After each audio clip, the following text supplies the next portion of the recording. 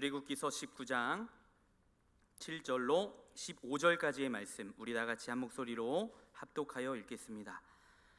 모세가 내려와서 백성의 장로들을 불러 여호와께서 자기에게 명령하신 그 모든 말씀을 그들 앞에 진술하니 백성이 일제히 응답하여 이르되 여호와께서 명령하신 대로 우리가 다 행하리이다. 모세가 백성의 말을 여호와께 전하매 여호와께서 모세에게 이르시되 내가 빽빽한 구름 가운데서 내게 임함은 내가 너와 말하는 것을 백성들이 듣게 하며 또한 너를 영영히 믿게 하려 함이니라. 모세가 백성의 말을 여호와께 아뢰었으므로 여호와께서 모세에게 이르시되 너는 백성에게로 가서 오늘과 내일 그들을 성결하게 하며 그들에게 옷을 빨게 하고 준비하게 하여 셋째 날을 기다리게 하라. 이는 셋째 날에 나 여호와가 온 백성의 목전에서 시내산에 강림할 것임이니 너는 백성을 위하여 주위의 경계를 정하고 이르기를 너희는 삼가 산에 오르거나 그 경계를 침범하지 말지니 산을 침범하는 자는 반드시 죽임을 당할 것이라. 그런 자에게는 손을 대지 말고 돌로 쳐 죽이거나 화살로 쏘아 죽여야 하리니 짐승이나 사람을 막론하고 살아남지 못하리라 하고 나팔을 길게 불거든 산 앞에 이를 것이니라 하라. 모세가 산에서 내려와 백성에게 이르러 백성을 성결하게 하니 그들이 자기 옷을 빨더라. 모세가 백성에게 이르되 준비하여 셋째 날을 기다리고 여인을 가까이 하지 말라 하니라. 아멘. 드디어 하나님의 인도하심 가운데에 결코 우연이 아닌 하나님의 섭리, 또 하나님의 간섭하심, 하나님의 인도하심 가운데에 시내산에 앞에 섰습니다. 모세에게 있어서는 아주 특별한 또 장소였습니다. 우리가 또 잘 알다시피 출애굽하기 전에 하나님의 부르심을 받았던 곳이기도 합니다. 그래서 시내산에 또 다른 이름이 있는데 제벨무사, 즉 모세의 산이라고도 불려집니다. 모세가 그 산 꼭대기 쪽에 올라가서라기보다는 기습쯤 올라가서 하나님을 만났을 것이다 라고 하는 학자들의 추측이 많이 있습니다. 그리고 추측하고 있는 그 시내산은요, 지금 오늘날 우리가 많고 많은 여러 산들이 있지만 웅장하고 화려하고 멋있는, 참 볼거리가 많은 그런 산은 아니었습니다. 우리나라에 또 많은 산들이 있죠. 많이 숲이 우거진 그런 산도 아니었어요. 그냥 돌만 있는, 아무것도 없는 그런 산이었다라는 것이죠. 시내산 그 자체에는 무언가 특별한 것이 아무것도 없었습니다. 그 산이 거룩하게 된 것은, 여러분, 그 거룩하게 된 까닭, 그렇게 시내산이 그런 거룩한 그런 상징을 지닌 그 까닭이 여러분 무엇입니까? 하나님께서 그곳에 임재하셨기 때문인 것입니다. 따라서 하나님이 임재하시면 그곳은 거룩하게 되는 것입니다. 그래서 바라기는요, 하나님께서 우리 거룩한 시 성동교회 가운데에 늘 임재하시기를 바랍니다. 늘 우리 사랑하는 성도님들의 가정마다 하나님의 임재하심이 가득하기를 바라요. 더 나아가 여러분 교회에 여러분 걸어다니는 성전으로서 여러분 그 심령마다 하나님의 임재하심이 충만하기를 바랍니다. 그곳은 그러면 거룩한 곳이 되는 것입니다. 조막이나 궁궐이나 어디 하나 할 것 없이 영광의 장소가 되는 것이죠. 시내산은 그러하기에 하나님을 만나기에 매우 적합한 좋은 장소였습니다. 여러분 왜 그럴까요? 아무것도 없는, 여러분 그것이 핵심이에요. 아무것도 없기 때문에. 여러분 다른 산처럼 막 자연의 막 볼거리, 막 화려한 거 그런 게 없어요. 그냥 돌덩어리만 있죠. 시내산은 그냥 황량했습니다. 그런데 그곳이 매우 좋은 장소였다라는 것입니다. 하나님을 더 깊이 묵상하고 하나님을 만날 수 있는, 하나님께 집중할 수 있는 그러한 장소였다라는 것입니다. 여러분, 우리가 또 너무나도 잘 알고 있는 것 같이 부활하신 예수님께서도, 우리 주님께서도 시끄럽고 복잡한 예루살렘에서 우리 다시 만나자 제자들에게 그렇게 말씀하시지 않으셨어요. 어디서요? 약속하신 대로 조용한 갈릴리 호숫가, 하나님이 그들을 특별하게 만나주시는 장소였습니다. 인간적으로는 굉장히 심플하고 아무것도 없지만 거기에 하나님과 그들만이 있었죠. 하나님을 대면하고 하나님을 묵상하기에 매우 적합한 장소였을 것입니다. 여러분, 따라서 우리도 항상 하나님과 더 친밀히 조용히 만날 수 있는 특별한 장소, 특별한 시간이 필요할 줄 믿어요. 매우 중요합니다. 그런 영적인 생활, 영적인 관리가 매우 중요한 것입니다. 공적인 예배 중요하죠. 공적인 예배 말고도요. 하지만 더 나아가, 여러분, 지금 우리가 코로나 이 시대 속에서 정말 필요한 것이 무엇이겠습니까? 어디서든지 주님을 예배할 수 있는 예배자, 그 마음가짐, 그 정돈된 이 복잡한 시대 속에서, 혼란한 시대 속에서 우리가 하나님 앞에 코람되어 하나님 앞에 서서, 여러분, 무엇이요? 내 스스로를 준비시켜서 하나님을 만나기 위한 그 간절함, 조용히 만날 수 있는 정한 시간, 정한 마음, 그것이 필요한 줄 믿습니다. 그래서 저는 그 표현을 참 좋아해요. 그래서 제가 많이 들으셨을 거예요. 제가 인도하거나 찬양 인도하거나 예배를 준비할 때에 앞에 서서 그런 표현을 합니다. 정한 시간, 정한 마음으로 하나님 앞에 나아갑니다. 하나님을 독대하고 하나님과 만나는 영적인 시간, 영적인 장소가 매우 중요한 것입니다. 제가 아는 목사님, 또 집사님, 제가 새벽에도 말씀을 드렸지만 참 인상 깊었어요. 제가 이렇게 개인적으로 친분이 있기도 하지만 저기 인천 그 부천 쪽에서 이제 또 부목사로 또 사역하고 있는, 열심히 사역하고 있는 제 친구이면서 한 목사님도 아침 9시부터 10시까지는 절대 전화를 안 받아요. 긴급한 전화 오면 어떡하냐? 그래도 안 받아요. 모든 걸 하나님께 맡겼다라는 거예요. 그리고 카톡에 보란 듯이 거기다가 써놨어요. 그 시간은 연락이 안 됩니다. 그러면서 그 뒤에가 너무 멋있어요. 하나님을 만나는 시간입니다. 그 시간만큼은 뺏길 수 없다라는 거예요. 그 누구에게도 그 시간을 줄 수 없다라는 거예요. 하나님을 만나기 위해, 하나님을 만나는 시간, 하나님께 집중하는 시간. 저와 여러분들에게도 하나님을 만나는 아주 신의 상과도 같은 특별한 장소가 있게 되어지기를 바랍니다. 그것이 여러분 교회이든, 여러분 그것이 여러분들의 가정이든, 어디든 하나님을 찬양하고 예배하고 묵상하는 그러한 거룩한 장소가 있게 되어지기를 바랍니다. 하나님은 그곳에서 이스라엘 백성들과 언약하십니다. 언약은 하나님과 이스라엘 백성들에게 계약과도 같은 것이죠. 이 언약을 히브리어로 베리트라고 부르는데, 묶어서 둘이다라는, 그 연결시킨다, 묶어서 둘 사이를 연결시킨다라는 뜻을 갖고 있습니다. 한마디로 우리가 이제 남이 아니다, 이제 하나님께 속했다라는 것이죠. 이제 함께 그 운명 공동체가 됐다라는 것입니다. 그런데 이 계약을 할 때는 서로가, 여러분 어떻게 해요? 여러분 우리가 생활하면서도 뭘 중요시해요? 관계 가운데 기브 앤 테이크, 매우 중요하지 않습니까? 이 기브 앤 테이크를 해야 하는데, 할 게 있어야 하는데, 여러분 어찌 보면 이것은 하나님께서는 기부할 것밖에 없어요. 하나님께서는 하나님의 백성들에게 계속해서 주셨어요. 조건 없이 이유 없이 주셨죠. 그런데 여러분, 하나님 입장에서는 어때요? 받을 게 없어요.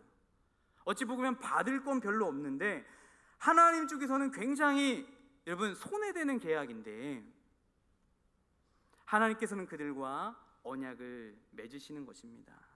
여러분, 조건은 딱 하나입니다. 조건은 딱 하나예요. 너희가 내 말을 잘 듣고 내 언약을 지키면, 순종하면 이 모든 언약의 축복을 너희에게 줄 것이다. 여러분 반대로 거꾸로 뒤집어 보면, 거꾸로 말하면 무엇입니까? 불순종하는 순간 이 언약이 주어졌던 그 모든 축복과 은총이 다 어떻게 해요? 떠날 것이다 라는 거죠. 그러니까 8절에 이스라엘 백성들의 반응이 여러분 어떠합니까? 이제 그 모세를 통해서 이제 이야기를 들은 백성들의 반응이 어떻습니까? 우리 함께 8절 말씀 우리 다 같이 읽겠습니다. 백성이 일제히 응답하여 이르되 여호와께서 명령하신 대로 우리가 다 행하리이다. 모세가 백성의 말을 여호와께 전하매. 이스라엘 백성들이 신이 난 듯 호언장담합니다. 여호와께서 명령하신 대로 우리가 다 행하겠습니다. 여러분 너무나도 자신감 넘쳐요. 자신 있게 대답했죠. 아마 그 순간만큼은 진심이었을 것입니다. 그들도 막 설레고 기대했을 거예요. 그러나 그들이 주제 파악을 못했던 것이죠. 그들이 자기 자신들이 얼마나 변덕스럽고 불평불만 잘하고 이기심 많은 민족인 줄 모르고 큰 소리를 뻥뻥 칩니다. 그리고 실제로 하나님의 마음을 여러분 어떻게 해요? 계속해서 많이 아프게 하지 않았습니까? 이것이 그 마음가짐과 그 다짐이 그것이 참으로 진실되어지고 계속되어지면 참 좋았을 건데, 그러는 그 후에 역사 속에서 하나님의 마음을 아프게 했어요. 그래서 여러분 훗날 언약이 깨지죠. 이것이 시내산 언약의 여러분 맹점입니다. 인간의 순종이 그 언약에 걸려있기 때문에 인간이 무너지면 다 무너지는 거예요.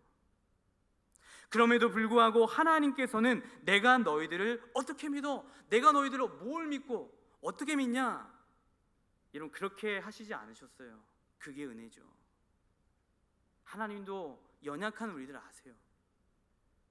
연약한 인간들을 믿어주시고 그들과 언약을 체결하셨습니다.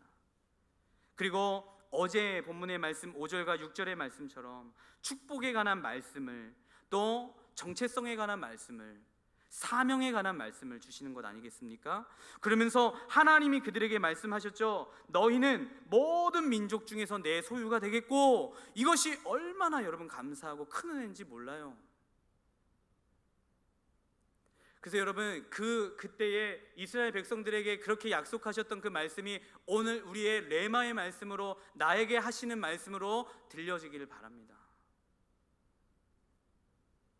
그런데 사실 여기서 이 소유라는 말은 좀 번역이 약합니다. 제가 영어를 그렇게 막 잘하는 사람은 아닌데요, 잘하진 않지만 영어 성경에 번역된 걸 이제 찾아봤어요. 영어 성경에 번역된 걸 보니까 My treasured possession, 무슨 뜻입니까? 내가 가장 아끼는 보물이 될 것이다. 네, 이것을 이제 그 뜻을 해석하면 내가 가장 아끼는 보물이 될 것이다. 그 소유를 뭐라고요? 내 보물. 전 세계 민족이 내 소유이긴 하지만 너희는 여러분 스페셜, 특별하다라는 거예요. 특별한 보물이다라는 것입니다. 그러니까 애굽이나 아말렉 같은 민족들이 너를 건드리면 여러분 다 망하게 되는 이유가 무엇입니까? 하나님의 보물을 건드리기 때문에. 언약된 내 소유, 내 보물을 건드리니까 여러분 우리도 어떻습니까? 우리도 우리만 해도 어때요? 보물하면 어때요? 우리도 우리의 보물을 목숨 걸고 지키잖아요. 하나님께서도 너희를 소중히 지키시겠다라는 하나님의 그와 같은 의지, 하나님의 약속의 말씀인 것입니다. 자, 그러면 사실 하나님의 여러분 격을 맞추려면, 하나님의 보물 같은 민족이 되려면 여러분 당시 세계, 적어도 여러분 최고의 군사나 정치, 뭐 나라적으로나 정치적으로나 여러 뭐 방면에 봤을 때, 들여다볼 때에 엄청난 문명을 만들었던 그 당시 뭐 이집트 그런 민족 정도는 되지 않을까라는 또 생각을 가져봐요. 그래야 뭔가 여러분 하나님과 그 관계 속에서 하나님의 격을 맞추고 여러분 되는 것 아니겠어요? 하나님의 보물, 그 정도가 되어야 되지 않겠습니까? 막강한 군사력.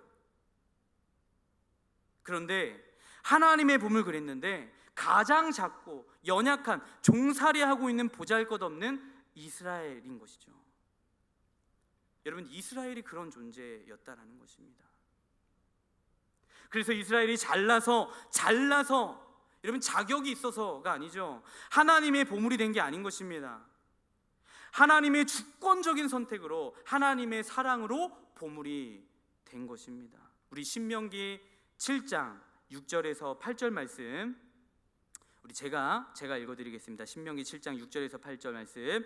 너는 여호와 내 하나님의 성민이라. 내 하나님 여호와께서 지상 만민 중에서 너를 자기 기업의 백성으로 택하셨나니 여호와께서 너희를 기뻐하시고 너희를 택하심은 너희가 다른 민족보다 수효가 많기 때문이 아니니라.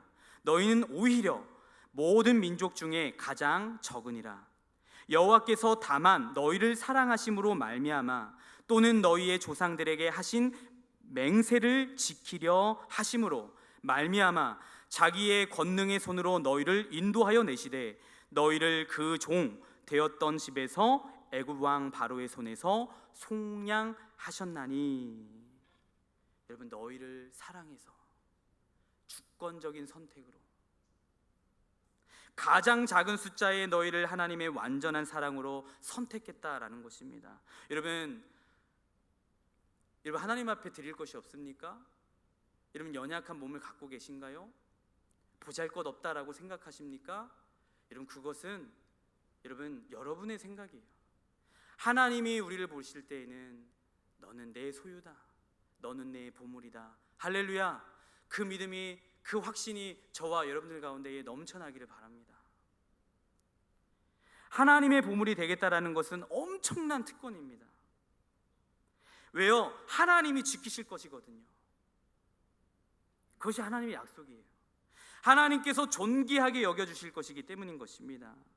비록 저와 여러분들은 이스라엘 백성들은 아니지만 여러분, 예수 그리스도 보혈의 피로 말미암아 그 보혈의 피로 구속받은 우리는 하나님의 언약된 백성이 다 된 줄 믿습니다.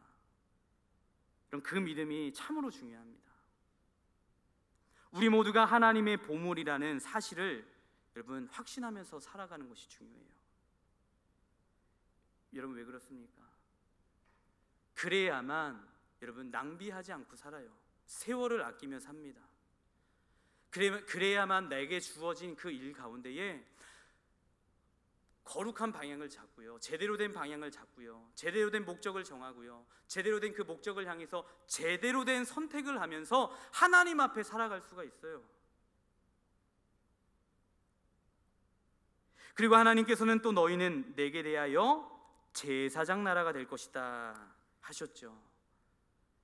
여러분, 제사장이 뭐 하는 사람입니까? 하나님과 백성 사이를 이어주는 중보자입니다. 모든 백성의 죄를 대신해서 하나님 앞에 중보하고 예배하는 사람이에요. 그런데 이스라엘은 나라 전체가 뭐가 될 것이다? 전체가 제사장이 될 것이다. 제사장 나라가 될 것이다. 그 말의 즉슨 열방의 모든 민족들, 여러분 영적으로 대표하는 그런 자들이 될 것이다. 그래서 모든 열방으로 하나님께 축복을 나누어 주는 축복의 통로가 되는 나라가 될 것이다 아니겠습니까? 여러분, 저와 여러분들이 자긍심을 갖고 신앙생활 하셔야 돼요. 우월의식 버리고요, 변질된 우월의식 그거 아니고요, 감사하고 겸손한 그 마음 가운데 여러분 우리는 또 거룩한 자긍심을 갖고 빛과 소금이 되어서 여러분 이 시대를 살아가야 돼요. 그래서 여러분 늘 전도할 때나 앞에 나가서 노방 전도할 때나 사람을 만날 때에도요, 여러분 그런 의식, 그런 소명의식이 있어서요, 나는 왕같은 제사장이다, 나는 하나님 거다. 그래서 여러분 우리가 또 뭐예요? 영적인 장자 아니겠습니까? 하나님께서 낳은 영적인 장자인 줄 믿습니다. 해산의 고통으로 낳은 하나님의 사람이다라는 것입니다. 그런데 여러분, 이스라엘이 안타깝게도 이 제사장 나라의 특권을 이기적으로 잘못 변질시켰다라는 것입니다. 자기들만 하나님의 선택된 민족이라는 이 우월의식, 이 특권의식을 가지고 함부로 살다가 여러분 어떻게 해요? 망해요. 선택받은 민족, 남을 축복하라고 부어주신 축복을 어떻게 해요? 이기적이고 잘못 쓰면 여러분 그 하나님이 주신 그 축복은 거두어 가시는 것입니다.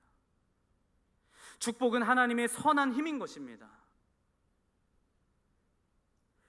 재물의 축복, 또 재능의 축복, 또 남을 세우고 돕는 많은 축복들이 있어요. 그런데 그 축복을 하나님께서 주실 때는 하나님께서 힘을 주신 것입니다. 하나님을 위해서 쓰라는 거예요. 그 힘의 목적이 여러분 하나님의 영광을 위해서 쓰라는 것이죠. 또 하나님의 나라와 또 하나님을 사랑하면 하나님의 속한 것들을 사랑하면서 하나님의 어떻게 해요? 하나님이 말씀하신 대로 이웃을 섬기는 일에, 구제하는 일에, 살리는 일에, 복음을 전하는 일에 섬기는 것이죠. 그런데 그것을 자기만을 위하고 잘난 줄 알고 살면 안 되는 것입니다. 하나님께서 재물의 축복을 주셨는데 그 재물을 가지고 하나님을 섬기고 열방을 복음화하는 데 쓰고 이웃을 구제하는 데 쓰지 않고 자기 식구들 호의호식하는 데만 쓰면 그 재물이 독이 되어서 이런 망하게 될 것이에요. 하나님께서 건강의 축복을 주셨는데 건강한 몸으로 딴짓하고 하나님을 위해 쓰지 않으면 그것도 거두어 가시는 것 아니겠습니까? 그래서 결코 우리는 경거망동하게 하나님 앞에 배응망덕하게 살아가서는 안 될 것입니다. 늘 그 은혜를 기억하고 살아가야 할 것입니다. 저와 여러분들은 하나님의 뜻대로 이웃을 돕고 하나님께 속하여서 살아가시기를 바랍니다. 이렇게 할 때 우리는 존재할 만한 가치가 있는 그러한 민족도 그러한 사람이 한 사람이 되는 것입니다. 구약시대 이스라엘이 국가적으로 여러분 실패하니까 여러분 하나님께서 신약시대에 예수 그리스도를 통해서 영적인 이스라엘인 교회를 세우셔서 다시 한 번 더 말씀하시는 것 아니겠습니까? 너희는 나의 제사장 나라가 될 것이다. 이제는 한 인종, 한 민족, 지리적인 그 바운드 안에서 속한 나라가 아니라 여러분 어떻게 해요? 예수 그리스도를 왕으로 선포한 모든 열방 백성 방언들이 다 제사장 나라가 되는 것 아니겠습니까? 여러분 베드로전서 2장 9절 우리 다 같이 함께 우리 하나님 말씀 읽겠습니다. 그러나 너희는 택하신 족속이요 왕 같은 제사장들이요 거룩한 나라요 그의 소유가 된 백성이니 이는 너희를 어두운 데서 불러내어 그의 기이한 빛에 들어가게 하신 이의 아름다운 덕을 선포하게 하려 하심이라. 여기서는 그냥 제사장도 아니고 왕 같은 제사장이다.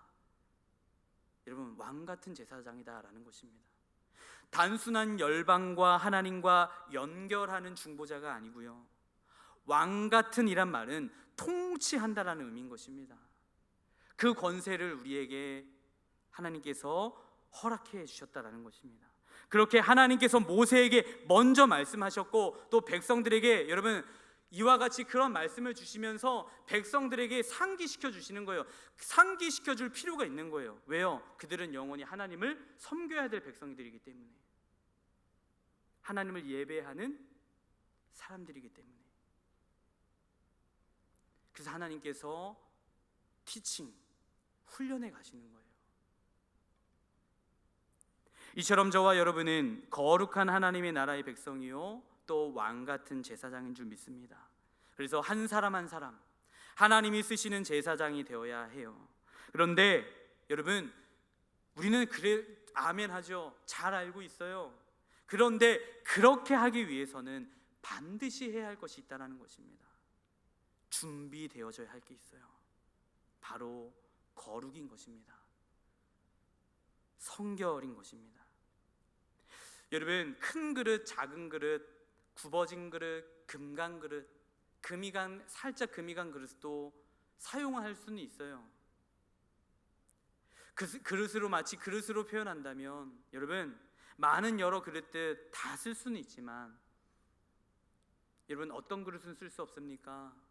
더러워진 그릇은 쓸 수 없는 것입니다. 더러워진 그릇에는 담을 수가 없어요. 그래서 마치 설거지 하듯 그 그릇을 쓰기 위해서는 설거지를 해야죠. 깨끗해지는 것입니다. 그래서 오늘 본문 전체가 그릇을 씻는 과정인 것입니다. 성결하게 하라라는 것이죠.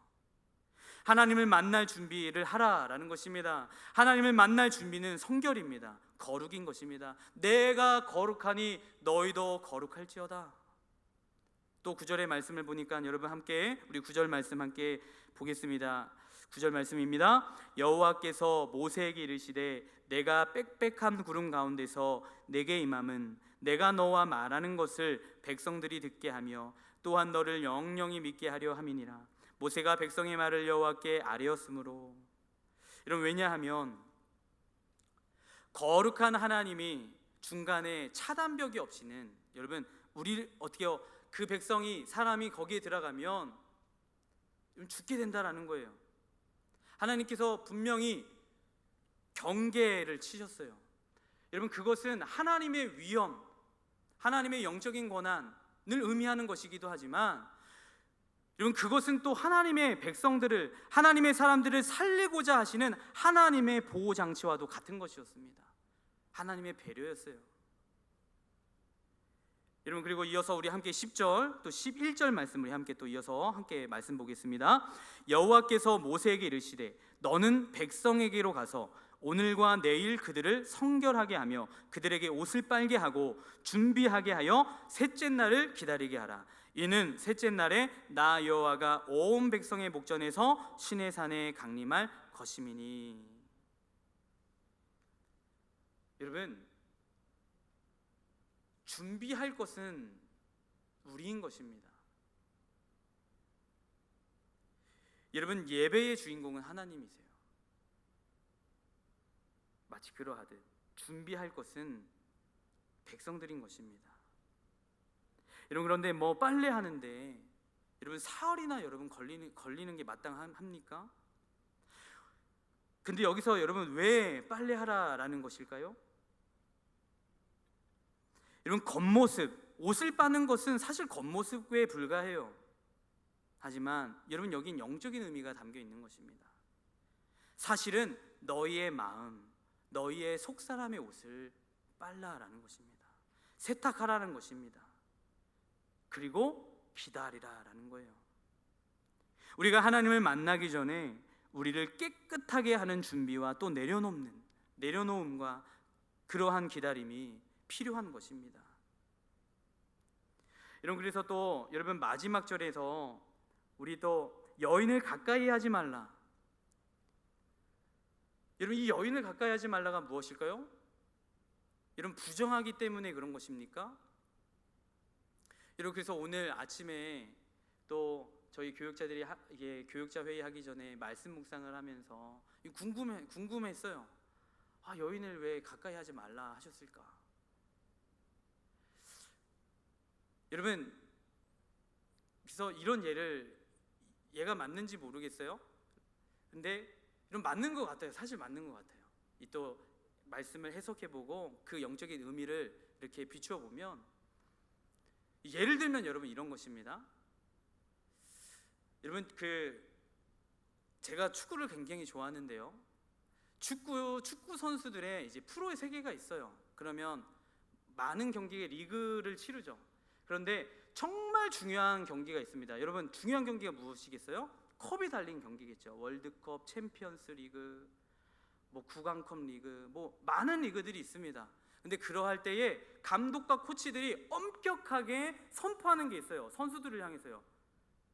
뭐라고요? 한 번 더 상기시켜 주는 게 있어요. 선수들은 알아요. 그들은 프로이기 때문에 압니다. 프로식이 뭐 다 있어요. 나름대로 있어요. 그런데 그럼에도 불구하고 엄격하게 그 컵을 준비하기에 앞서서 반드시 유럽 선수들 가운데 이야기하는 것 중에 반드시 필수적으로 이야기하는 것이 있어요. 여자들을 가까이 하지 말라. 여자들과 잠자리 하지 말라. 그리고 술문화, 파티, 그런데 접근하지 말라. 여러분, 왜 그럴까요? 체력적인 의미도 있겠지만, 선수로서의 체력적인 기력적인 의미도 있겠지만, 진짜 중요한 핵심은 여러분 자세, 마음가짐인 것입니다. 흐트러지지 말라는 거예요. 여러분 그와 같이 하나님도 하나님께 더 깊이 묵상하고 하나님의 임재에 나아가는, 육을 입고 있는, 연약한 육을 입고 있는 우리이긴 하지만 하나님과의 그 영적인 그 속사람, 우리의 내면의 그 모든 것을 어떻게 해요? 그 모든 것들을 정돈하고 제대로 마음가짐하여서 하나님 앞에 준비하여 기다리라 라는 것입니다. 그런 의미인 것입니다. 근데 여러분 어떻습니까? 요즘 은혜의 시대를 산다라고 해서 너무 준비 안 하고 대충 하고 와서 드리고 있지는 않습니까? 매번 드리는 예배, 수없이 드리는 예배, 늘 반복적으로 드리는 예배. 여러분 그래서요, 안일하게 여기는 거, 당연하게 여기는 거, 안주하는 것은 여러분 그런 영적인 게으름은 여러분 망하는 길인 것입니다. 그래서 우리가 영적으로 민첩해서 여러분 우리의 스스로를 하나님 앞에서 지켜가야 될 때 여러분 안일하게 여겨져 가는 거 매우 조심하게 여기셔야 돼요. 여러분 어떤 한 미국 목사님께서 버킹엄 궁전, 영국에 가서 그 버킹엄 궁전에 가서 영국 여왕을 만날 기회가 있었다라고 해요. 그런데 영국 여왕을 개인적으로 가서 만나는 것이 큰 영광이겠죠? 근데 그 만나기 위해서는 이제 거쳐야 되는 이제 그런 훈련이 있다라고 해요. 그래서 왕실에 관련된 이 전문의가 나와가지고 이제 여러 가지 에티켓에 관한 훈련을 이제 말하고 이제 지침하고 당부하며 가르칩니다. 이런 것들이래요. 여왕이 먼저 말하기 전에는 말 걸지 마십시오. 모든 말이 끝날 때마다 예 폐하, 예 여왕님 이런 말을 꼭 붙이십시오. 여왕에게 나올 때는 등을 보이지 말고 조용히 나오십시오 등등 여러 가지 더 수많은 여러 가지 그 에티켓에 관한 내용이 있었다라는 거예요. 여러분 영국 여왕 한번 만나는데도 그렇게 준비하고, 그런데 여러분 그 목사님께서 너무나도 까다롭고 너무나도 불편한데 특이한 것은 뭐예요?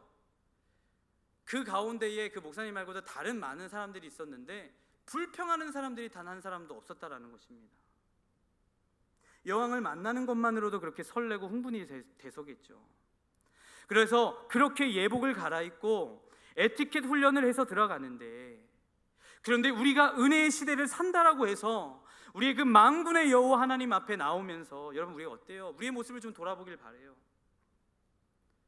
여러분 여러분들 할 것도 없어요. 여러분 저도 그래요.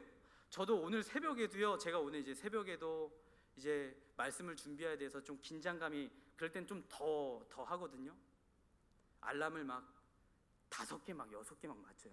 근데 막 어떤 사람은 뭐 이제 알람 한 번이면 뭐 충분하다라고 하는데 좀 막 5개 이렇게 맞추거든요. 맨날 제 아내랑 싸워요. 이 알람 소리 때문에 싸우거든요. 왜냐면 저는 이왕 알람 소리는 알람 소리를 듣고 깨기 위한 목적이 있잖아요. 그러면 여러분 어때요? 여러분 그 소리가 점잖아야 할까요? 사람마다 좀 다른데 저는 굉장히 시끄럽고 굉장히 듣기 싫은 그런 소리여야 된다라고는 생각이 있거든요. 그래서 제 소리는요, 여러분 언제 한번 기회가 뭐 되실지 모르겠는데, 뭐 정교인 수련회 나가서 우리 남자 성도님들은 기회가 될지 모르겠어요. 정대한 목사님 알람 굉장히 시끄럽다 진짜. 막 점잖지도 않고, 저는 굉장히 시끄럽거든요. 막 뭐 전쟁 나듯이. 근데 제 아내는 너무 소리 어떻게 그런 소리를 하냐라는 거예요. 좀 잔잔한 소리, 좀 우아한 소리 그런 걸로 알람 맞추라고. 근데 저만 해도 그래요. 예배 전에 나올 때 이 알람 막 그 울리는 알람 막 어떻게 해요? 막 힘겹게 끄면서 막 그렇게 어떻게 해요? 막 억지로 막 그런 몸을 이끌고, 여러분 또 때로는 어떻습니까? 우리의 성동교회는 없는 줄 믿습니다. 단정되어 있지 않고 엉클어진, 정말 우리가 중요한 약속, 중요한 사람 한 사람을 만나기 위해서도 좋은 향수 뿌리고, 거울 한 번 보는 것이 아니라 한 번 볼 거 두 번 보고 세 번 보고, 그렇게 해서 오는데, 그런 마음가짐과 자세와 설렘으로 나아가는데, 하나님 앞에 나오는 예배, 여러분 헝클어지고 준비 없고 단정되지 못하고, 여러분 우리는 우리의 예배를 돌아봐야 할 거예요. 그 여왕 한 여왕을 만났는데도 그런 엄격한 에티켓 훈련을 거쳐서 가는데,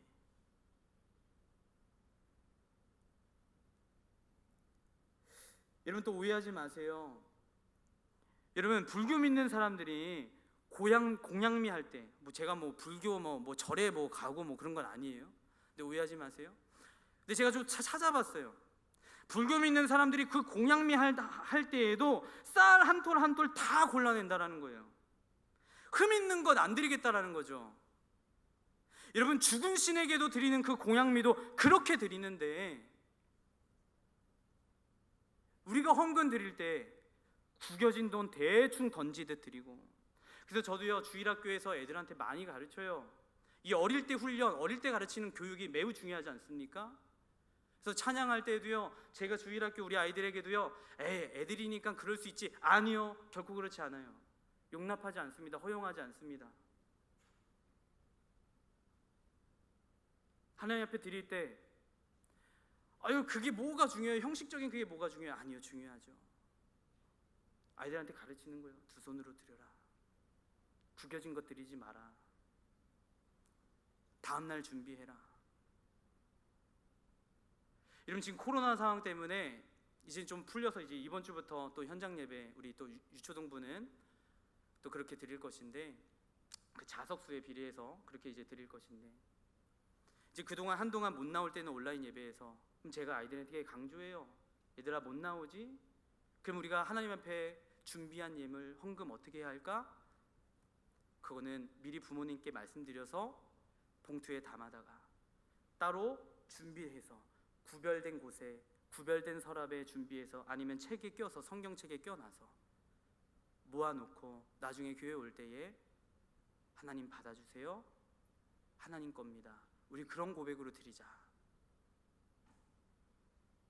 이런 그런 교육과 그런 준비가 매우 중요합니다.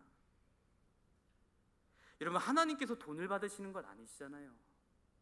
중심 보는 건 아니겠습니까? 너무나도 준비 없이 예배를 드리는 것, 여러분 오늘 주신 이 말씀 경고의 말씀으로 삼고, 아니 우리를 살리시는 말씀으로 우리 삼고, 우리는 또 거울 삼아 우리의 모습을 돌아보아야 할 것입니다. 어쩌면 우리가 하나님을 만나는 그 귀한 시간을 모독하고 부정하는지 모르겠습니다. 너무나도 준비 없이 드리는, 나아오는 예배. 그래서 여러분 저는 보진 않았어요. 하지만 우리 부모님들을 통해서 들었고, 또 우리 선배님들을 통해서 들었어요. 우리 부모님의 부모님 시대, 할머니 할아버지 시대, 그 시대에 어떻게 드리는 거예요? 여러분 차가 있어요. 가난한 그 시대에 살면서도 여러분 그 산을 넘어 언덕을 넘어 교회를 향해 가는 거 아니겠습니까? 몇 시간을 걸려서 교회 가고, 또 여러분 어떻게 해요? 예배 드리러 갈 때에 한국 교회가 그 당시 또 가난했어도, 또 마치 율법적인 것 같았지만 그 가짐이 여러분 어떻습니까? 그 태도와 자세가 어떻습니까? 예배 드리러 갈 때 아침에는 딱 다려놓은 옷을 입고, 헌금이나 헌금 봉투도 쫙쫙 펴서 다려가지고 그 가난한 형편에 드리면서도 그렇게 지극정성으로 하나님 앞에 드렸다라는 거예요. 그 믿음과 중심을 담아서. 근데 여러분 우리는 어떻습니까? 헌금 드릴 때 구겨진 돈 대충 던지고, 준비 안 되어 가지고 있다가 급하게 지갑 열어서 지갑에 손 넣었는데, 여러분 만 원짜리 5만 원짜리가 잡혔어요. 티는 안 내지만 화들짝 놀라면서. 여러분 5,000원, 1,000원으로 마주 못해 드리듯이 여러분 우리가 드리는 예배, 우리가 하나님 앞에 나아가는 우리의 모습을 돌아보아야 합니다. 너무나도 준비 없는 예배, 정돈되어지지 않는 예배, 기다림이 없는 예배, 설레임이 없는 예배, 무감각한 예배, 자신을 깨끗하게 하지 않는 예배, 그냥 막 살다가 막 이야기하고 막 입에 온갖 많은 말들을 독설을 내뱉고 살다가 하나님 앞에 나와 예배하는 예배, 우리의 그 중심과 자세에서부터가 예배는 무너지는 것입니다. 여러분 또 하나님께서는 12절에 또 뭐라고 말씀하십니까? 우리 12절 말씀 우리 함께 또 받겠습니다. 너는 백성을 위하여 주위의 경계를 정하고 이르기를 너희는 삼가 산에 오르거나 그 경계를 침범하지 말지니 산을 침범하는 자는 반드시 죽임을 당할 것이라. 여러분 상상해 봅니다. 200만, 여러분 상상해 보지만 상상이 되지 않는 숫자예요. 여러분 우리 교회 속에서도 김 집사님, 또 박 집사님, 또 많은 집사님들이 계시잖아요. 또 많은 다양한 성격을 지닌 사람들이 있지 않습니까? 근데 하물며 200만 백성들, 여러분 많은 다양한 사람들이 있지 않겠어요? 분명히 준비하고 기다리라고 했는데 그 경계선을 넘어가지 말라고 했는데 호기심쟁이들이 있었던 것 같아요. 호기심이 가득한 사람들. 아, 하나님은 어떤 분인가? 아, 왜 모세만 보는 거야? 나도 보고 싶은데. 아, 하나님이 우리처럼 생겼을까? 그 보이지 않는 하나님 어떻게 생기셨을까? 나도 넘어가고 싶다, 나도 보고 싶다, 막 그랬을 것 같아요. 그래서 또 21절에 보니까 하나님께서 모세를 통해서 경고하십니다. 그들에게 경고하라, 많이 올라오다가 죽을까 하노라. 이번에 21절 말씀 우리 함께 말씀 읽겠습니다. 여호와께서 모세에게 이르시되 내려가서 백성을 경고하라. 백성이 밀고 들어와 나 여호와에게로 와서 보려고 하다가 많이 죽을까 하노라. 예나 지금이나 교회에 와서 예배를 마치 이벤트처럼 드리는 사람들,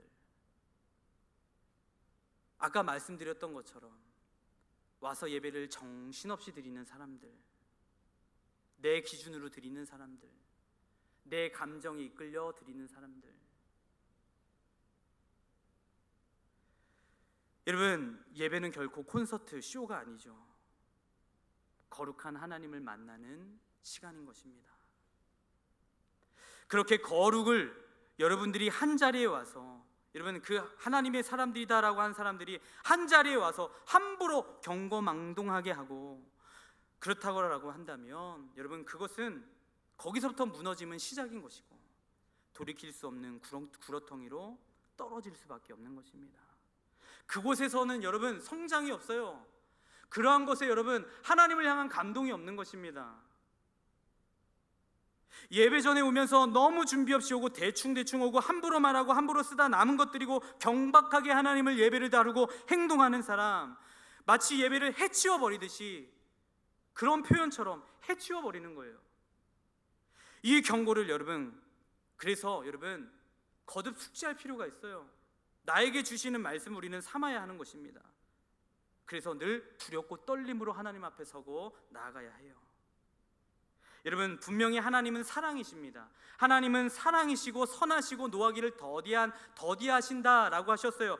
하나님은 사랑이시지만 그렇다고 해서 우리가 그렇게 함부로 대해도 되는 분은 아니십니다. 우리가 그렇게 예배를 무질서하게 준비 없이 해치워 버리면 하나님은 그곳에 임재하시지 않아요. 그래서 같은 예배의 은혜 속에서도 여러분 어때요? 아무리 더 많은 횟수의 예배를 드린다 할지라도, 많은 예배를 드린다 할지라도, 많은 헌금을 드린다 할지라도 여러분 그런 자세와 그런 준비와 그런 가짐 없이 하나님 앞에 나아간다면 여러분 그곳에 여러분 결코 하나님 임재가 없어요. 그곳에는 변화가 없을 것입니다. 그런 예배의 은혜 속에서는 인생이 변화되는 사람은 없을 거예요. 그냥 차가운 채로 하늘의 문을 열지 못하고 가는 사람들, 여전히 하나님의 임재를 경험하지 못한 사람들, 여러분 저는 바라기는 저와 여러분들이 날마다 새 마음, 새 입술로 하나님 앞에 나오셔서 하나님이 받으시는 예배.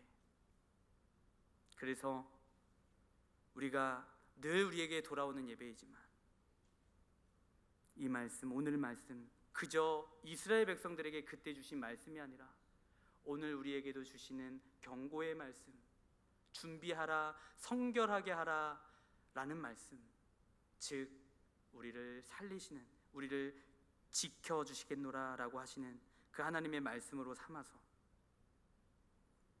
그래서 여러분 하나님 앞에 모두가 예배의 성공자들이 다 되시기를 바랍니다. 그래서 그 임재하시는 하나님을 날마다 경험하고 그 속에서 우리에게 주시는 비전과 사명을 발견하기를 원해요. 그래서 저와 여러분들이 하나님의 목적을 향해 하나님의 사람들답게, 그 부르신 사람답게 하나님이 쓰시는 그런 거룩한 하나님 나라의 제사장들이 다 되어지기를 예수님의 이름으로 축복하고 축원합니다. 기도하겠습니다. 참 좋으신 하나님, 우리가 하나님 앞에 늘 경건하고 늘 준비되어지고 늘 설레임으로 하나님 정돈하여 늘 하나님 앞에 나아가기를 소망합니다.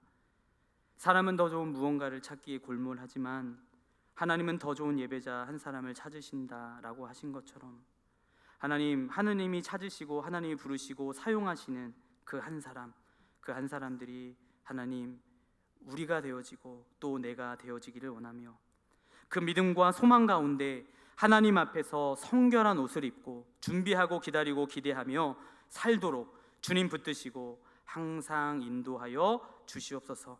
그래서 크신 은혜와 사랑 또 선한 힘으로 하나님 늘 하나님 앞에 늘 그렇게 살아갈 수 있도록 주여 붙드시고 인도하여 주옵소서. 이 모든 것 가운데 주님 함께 하실 것을 믿으며 예수 그리스도의 이름으로 감사하며 기도드렸습니다. 아멘.